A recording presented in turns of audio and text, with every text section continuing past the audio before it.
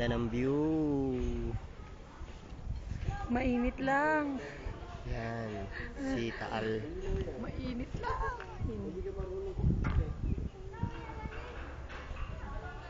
Doon daw ang Bulkang Mayon, etching lang. Ang Bulkang Mayon, doon daw. Etching. Isipin mo siya may malaglag kaya ako. Mabubuhay pa kaya ako. Gusto mo magpalaglag ako dyan ngayon?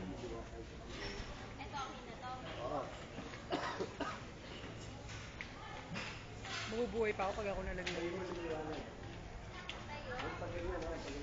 Woo!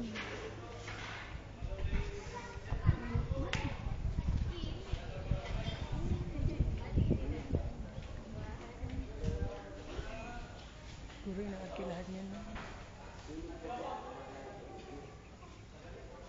Yan, bangin.